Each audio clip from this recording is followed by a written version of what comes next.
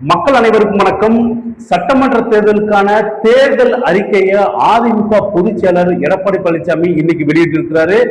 அதிமுக தேர்தல் அறிக்கையில 297 அறிவிப்புகள் இடம்பெற்றிருக்குது. ஏற்கனவே கடந்த 2 கட்டங்களாக தேர்தல் அறிக்கையை வெளியிட்டிருந்த நிலையில இப்போது முழுமையான தேர்தல் அறிக்கை வெளியிடப்பட்டிருக்கு அதிமுக சார்பில். அதன்படி பாத்தீங்கன்னா மகளிருக்கு 2 சக்கர வாகனம் வாங்க 25,000 ரூபாய் மானியம் வழங்கப்படும் அப்படின்னு எடப்பாடி பழனிசாமி அவர்கள் தேர்தல் அறிக்கையில சொல்லியிருக்கிறாரு.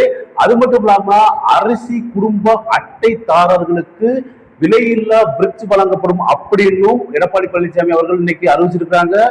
ஒரு குடும்ப அட்டைக்கு 1 கிலோ பருப்பு எண்ணெய் இலவசம் அப்படின்னு அந்த தேர்தல் அறிக்கையில தெளிவா குறிப்பிடப்பட்டிருக்குது. முன்னாள் படை வீரர் பிள்ளைகளுக்கு அரசு கலை அறிவியல் கல்லூரியில இளங்கலை பட்டம் பயில 1% இடஒதுக்கீடு வழங்கப்படும் அப்படின்னு அந்த அறிவிப்புல வெளியிடப்பட்டிருக்குது. ஊரக வேலை வாய்ப்பு திட்டத்துல 125 நாட்களாக இருந்த ஊரக வேலை வாய்ப்பு திட்டம் 150 நாட்களாக உயர்த்தப்படும் அப்படின்னும் அந்த தேர்தல் அறிக்கையில அறிவிக்கப்பட்டிருக்குது. வங்கிகளில் பெற்ற கல்வி கடன், மாணவர்கள் பெற்ற கல்வி கடன் முற்றிலுமாக தள்ளுபடி செய்யப்படும் அப்படிங்கிற அறிவிப்பு வெளியிடப்பட்டிருக்கிறது. தமிழ்நாட்டுல மதுவிலக்க அமல்படுத்துறதுக்கு மதுக்கலைகளை படிப்படியாக மூட நடவடிக்கை எடுக்கப்படணும் அந்த தேர்தல் அறிக்கையில சொல்லியிருக்கிறாங்க. ஜல்லிக்கட்டின் போது காயமடைஞ்சாங்கன்னா 2 லட்சம் ரூபாயும், உயிரிழந்தாங்கன்னா 10 லட்சம் ரூபாயும் வழங்கப்படும் அப்படின்னும் தேர்தல் அறிக்கையில தெளிவாக சொல்லப்பட்டிருக்குது.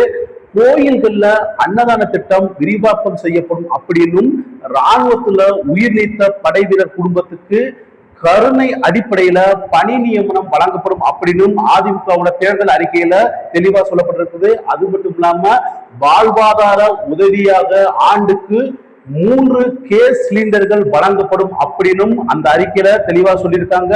வீடு இல்லாத குடும்பங்களுக்கு அம்மா இல்லம் திட்டத்தின் கீழே வீடு கட்டி தரப்படும் அப்படிங்கிற உள்ளிட்ட தேர்தல் வாக்குறுதிகள் இன்னைக்கு தேர்தல் அறிவிப்பா வெளியே வந்திருக்குது. எடப்பாடி பழனிசாமி சாதிஸ்டாரியா, இதுதான் அதிமுகவினர் மத்தியில தற்போது எழுந்திருக்கிற குரலாவே இருக்குது. காரணம், பல வாரங்களாகவே இழுபறியில இருந்த கூட்டணி பேச்சுவார்த்தை நேற்று ஒரு வழியா சுமூகமா முடிவுக்கு வந்திருக்குது.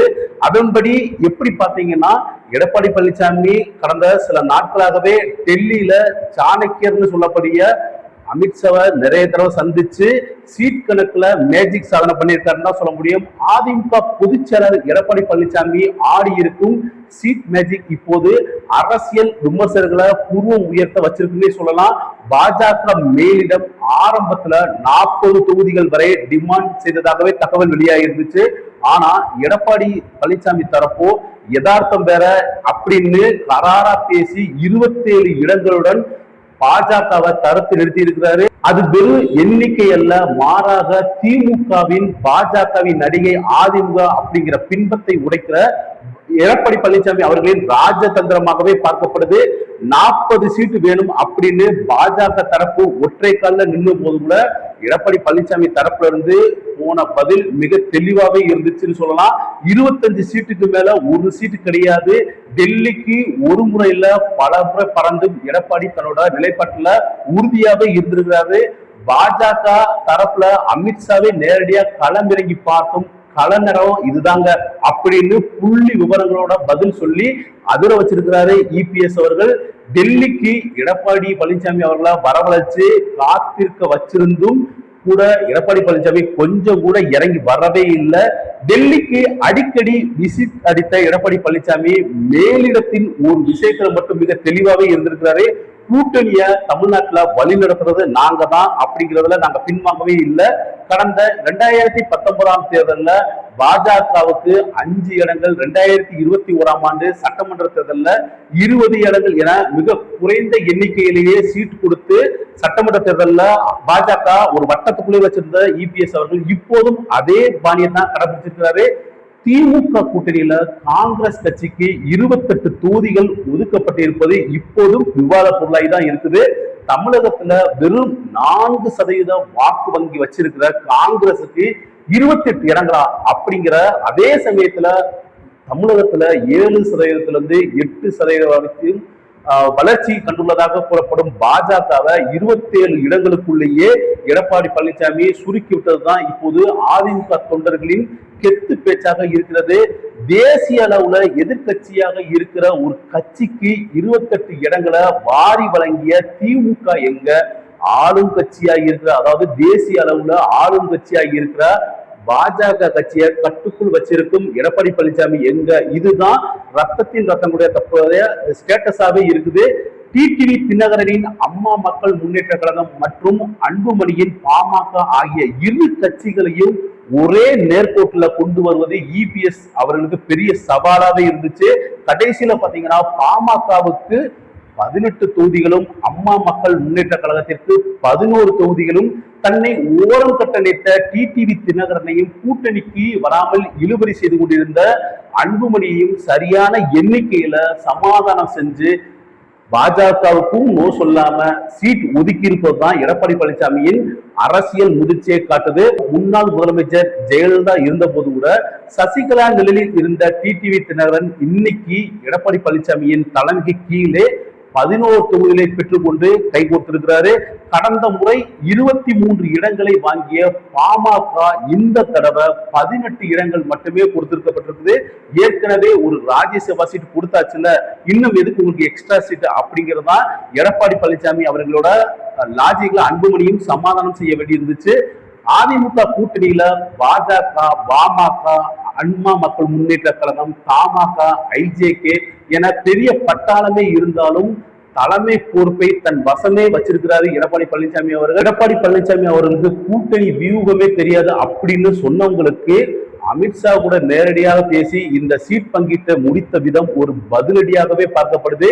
திமுகவின் நெரேட்டிவ் எனப்படும் பரப்புரையை முறியடிக்க எடப்பாடி பழனிசாமி கையில் எடுத்திருக்கும் இந்த சீட் பங்கீட்டு பார்முலா கிட்டத்தட்ட இப்போதே அவருக்கு சாதகமாகவே மாறி இருக்குது. கடந்த 2021ஆம் ஆண்டு பாஜக 20 இடங்கள்ல போட்டியிட்டு வெறும் 4 தொகுதியில மட்டும்தான் ஜெயிச்சாங்க. பாமக 23 இடங்கள்ல போட்டியிட்டு வெறும் 5 தொகுதிகள் மட்டும்தான் ஜெயிச்சாங்க. இந்த ஸ்ட்ரைக் ரைட்டை கையில வச்சிருந்த எடப்பாடி பழனிசாமி ஜெயிக்கிற குதிரைக்கு தான் அதிக இடம் அப்படின்னு கராராகவே பேசி காரியம் சாதிச்சிருக்கிறாரு. எடப்பாடி பழனிசாமிக்கு கூட்டணி அரசியல் சரியா வரல அப்படின்னு சொன்னவங்களுக்கும் பியூஷ் கோயல் மற்றும் பலர் என டெல்லி டீமையே எம்ஜிஆர் மாளிகைக்கு வரவழைச்சு தன்னுடைய கை ஓங்கி இருப்பதையே நிரூபிச்சிருக்கிறாரு இந்த சேலத்துக்காரர். நடைபெற உள்ள சட்டமன்ற தேர்தலில் அதிமுக பாஜக கூட்டணிக்கு பெரிய சிக்கல் ஏற்பட்டிருக்குது. அதிமுக பாஜக பாமக ஓரணியில இருந்தாலும் அந்த கட்சிகளின் வாக்கு வங்கியாக அறியப்படும் முக்குலத்தோர், பிராமணர், வன்னிய சமுதாய மக்கள் அந்த ஓட்டுகள் எல்லாமே அப்படியே கிடைக்கிற பெரிய சிக்கல் ஏற்பட்டிருக்குது. தமிழக சட்டசபை தேர்தலில் அதிமுக, பாமக, பாஜக, அம்மா மக்கள் முன்னேற்ற கழகம் உள்ளிட்ட இன்னும் பல கட்சிகள் தேர்தல் கூட்டணி அமைச்சிருக்காங்க. இந்த தேர்தலில் திமுக எப்படியாவது வீழ்த்தி ஆட்சி மாற்றத்தை கொண்டு வரணும் அப்படிங்கிறத இந்த கட்சிகள் ஒருமித்த கருத்து வேறுபாடுகளை மறந்து ஓரணியில ஐக்கியமாகி இருக்கிறாங்க. நேற்றைய தினம் தொகுதி பங்கீடு ஒதுக்கீடு செய்யப்பட்டது. இதுல பாஜகவுக்கு 27 தொகுதிகளும், பாமகவுக்கு 17 தொகுதிகளும், அம்மா மக்கள் முன்னேற்ற கழகத்திற்கு 11 தொகுதிகளும் வழங்கப்பட்டிருந்துச்சு. இதன் மூலம் பாமகவால் வன்னியர் ஓட்டுகளும், பாஜகவால் பிராமணர் ஓட்டுகளும், அம்மா மக்கள் முன்னேற்ற கழகத்தால அதிமுகவால் முற்றோர் ஓட்டுகளும் சிந்தாமல் சிதறாமல் தங்கள் கூட்டணிக்கே கிடைக்கும் அப்படின்னு என்டிஏ கட்சிகள் நினைக்கிறாங்க. இங்கதான் தற்போது சிக்கல் ஏற்பட்டிருக்குது. அதாவது பிராமணர்கள், வன்னியர்கள், முக்குலத்தோர் ஓட்டுகள் இந்த தடவை அதிமுக பாஜக கூட்டணிக்கு முழுமையாக கிடைப்பதில் பெரிய பிரச்சனை ஏற்பட்டுள்ளதாகவே தகவல் வெளியாயிருக்கிறது. தமிழக சட்டசபை தேர்தலில் வன்னியர் ஓட்டுகள் கிடைச்சாதான் வட மாவட்டங்கள்ல ஜெயிக்க முடியும். அதே போல முக்குலத்தோர் ஓட்டுகள் கிடைச்சாதான் டெல்டா மற்றும் மதுரை மற்றும் அதனை சுற்றியுள்ள மாவட்டங்களில் ஜெயிக்க முடியும். பிராமணர்கள் தமிழ்நாட்டில் சென்னை, மயிலாப்பூர் தொகுதியில் தான் வெற்றியை தீர்மானிக்கப்படுறதாக இருக்கிறாங்க. பிற தொகுதிகளில் பரவி இருந்தாலும் அவர்களுடைய ஓட்டும் ரொம்ப முக்கியமாகவே கருதப்படுது. வன்னியர் ஓட்டுகளை எடுத்துக்கிட்டோம்னா வன்னியர் வட மாவட்டங்கள்ல அதிகமாக இருக்கிறாங்க. இப்போது பாமக 2 அணியாகவே இருக்குது. ராமதாஸ் தரப்புல இருந்து ஒரு அணியாகவும், அன்புமணி ராமதாஸ் தரப்புல இருந்து இன்னொரு அணியாகவும் செயல்பட்டு வராங்க.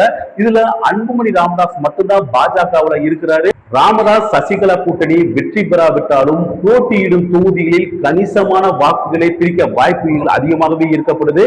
தொகுதிகளில் கணிசமான வாக்குகளை வைத்திருக்கும் சுமார் 5000 வாக்குகளை பிரிச்சால் கூட அது அதிமுக பாஜக கூட்டணிக்கு பெரிய சிக்கலை ஏற்படுத்தும்னு சொல்றாங்க. ஏன்னா ராமதாஸ்கான வாக்கு வங்கியே வன்னியர் சமூக மக்கள் தான். அதே போல முக்குளத்தோர் சமுதாயத்தை எடுத்துக்கிட்டோம்னா சசிகலா தற்போது ராமதாசுடன் தனியாக கூட்டணி அமைச்சிருக்கிறாங்க. சசிகலா நிறுத்தும் வேட்பாளர்களும் ஓட்ட பிரிக்கிறதுக்கு வாய்ப்புகள் அதிகமாகவே இருக்குது. இவங்களால டெல்டா மாவட்டங்களில் பின்னடைவு கண்டிப்பா ஏற்படலாம். ஏற்கனவே டெல்டா மாவட்டங்களில் திமுக பலமாக உள்ள நிலையில சசிகலாவின் செயல்பாடு பிரச்சனையாகவே மாறலாம். அதே போல தென் மாவட்டங்களை எடுத்துக்கிட்டோம்னா முக்குளத்தூர்ல முக்கிய தலைவராக இருக்கும் ஓ பன்னீர்செல்வம் இப்போ திமுகவுல ஐக்கியமாயிட்டாரு. இவரை வச்சு தென் மாவட்டங்கள்ல முக்குளத்தூர் வாக்குகளை பெற திமுக திட்டமிட்டு களப்பணியில் இறங்கி இருக்கிறாங்க.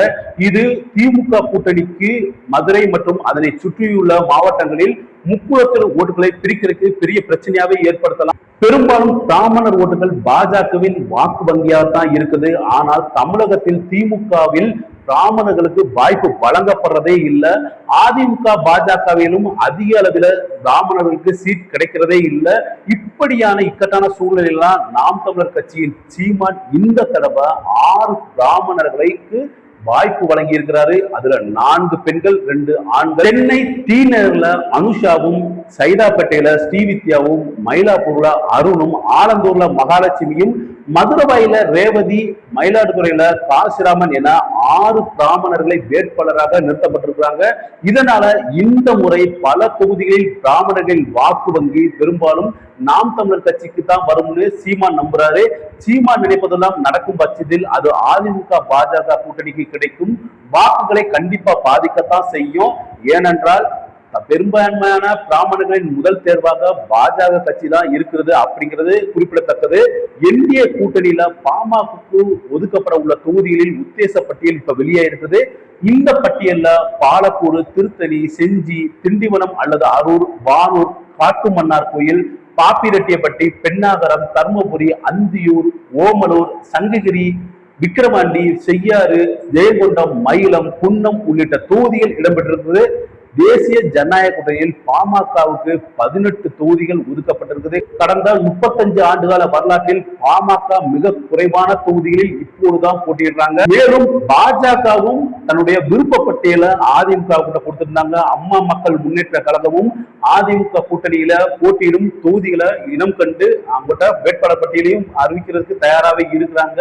அதிமுக கூட்டணியில பாஜகவுக்கு 27 தொகுதிகள் ஒதுக்கப்பட்டிருக்கிற நிலையில 15 தொகுதிகள் இறுதி செய்யப்பட்டுள்ளதாகவே தகவல் வெளியாகிறது. அதுல சாத்தூர், கோவை வடக்கு, சிங்காநல்லூர், விருகம்பாக்கம், மதுரை தெற்கு, விளவங்கோடு, நாகர்கோயில், ராதாபுரம், திருப்பூர் தெற்கு, பல்லடம், பன்ருட்டி, கேவிக்குப்பம், சிவகங்கை, தளி, திருச்செங்கோடு ஆகிய தொகுதிகள் இறுதி செய்யப்பட்டிருக்குது. இன்னும் ஒரு சில தொகுதிகளை அதிமுக கூட்டணியில் உள்ள பாமக மற்றும் அம்மா மக்கள் முன்னேற்ற கழகம் கட்சிகள் ஒரே மாதிரியான தொகுதிகளை கேட்டு வருவதால அந்த தொகுதிகள் இறுதி செய்யப்படல. சென்னையில இருக்கிற வேளச்சேரி, டி நகர் மற்றும் நாங்குநேரி தொகுதிகளை கூட்டணியில் இருக்கிற இதர கட்சிகளுக்கு தொடர்ச்சியாக கேட்டு வருவதால இன்று இரவுக்குள்ள முடிவுகள் எட்டப்பட்டு வெளியிடப்படும் அப்படிங்கிற முழுமையான தகவல் வெளியாகிருக்கிறது. அதிமுக கூட்டணியில அம்மா மக்கள் முன்னேற்ற கழகம் போட்டியிட இருக்கிற தொகுதிகளின் உத்தேச பட்டியல் வெளியாகி இருக்குது. சென்னை சைதாப்பேட்டை, சோளிங்கர் அல்லது திருப்பத்தூர், பூவிருந்தமல்லி, நாங்குநேரி, ஓட்டப்பிடாரம், பெரியகுளம், மதுரை மத்தி, தஞ்சாவூர், காரைக்குடி, திருச்சி மேற்கு, மன்னார்குடி போன்ற தொகுதிகள் ஒதுக்கப்பட்ட இந்த 11 தொகுதிகளையும் ஆய்வு செய்தால் அம்மா மக்கள் முன்னேற்ற கழகத்திற்கு சில இடங்களில் பலமாகவும் சில இடங்களில் கடும் சவாலையும் சந்திக்கும் அப்படின்னு சொல்லப்படுது. மதுரை மத்திய தொகுதி, பெரியகுளம், ஓட்டப்பிடாரம் இந்த தொகுதிகள் அம்மா மக்கள் முன்னேற்ற கழகத்தின் கோட்டையாகவே கருதப்படுது. குறிப்பாக பெரியகுளம் மற்றும் ஓட்டப்பிடாரம் அம்மா மக்கள் முன்னேற்ற கழகத்திற்கு தனிப்பட்ட வாக்கு வங்கி இருக்குது. அதிமுகவின் வாக்குகளும் இணையும் போது இங்கு வெற்றி வாய்ப்பு பிரகாசமாகவே அம்மா மக்கள் முன்னேற்ற கழகத்தில் இருக்குது. தஞ்சாவூர், மன்னார்குடி, திருச்சி மேற்கு, மன்னார்குடி மற்றும் தஞ்சாவூர்ல டிடிவி தினகரின் சொந்த மண் அப்படிங்கிறதால இங்கு கடும் போட்டி நிலவலாம்.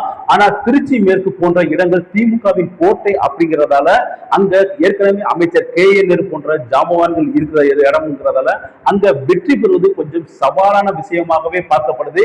சென்னை புறநகர் சைதாப்பேட்டை, பூந்தமல்லி, சைதாப்பேட்டையில திமுகவின் கோட்டை அப்படிங்கிறத அங்க செல்வாக்கு திமுகவுக்கு அதிகமாவே இருக்குது. அதிமுக 170 தொகுதிகளில் போட்டியிடும் அப்படிங்கிறதால அதிமுகவின் பொதுச் செயலாளராக இருக்கக்கூடிய எடப்பாடி பழனிசாமி மீண்டும் தமிழக முதலமைச்சராக வருவாரா இல்லையா என்பது போக போக தெரிந்திடும். அதுவரை நாமும் காத்திருப்போம். அன்புடன் சத்யா. நன்றி, வணக்கம்.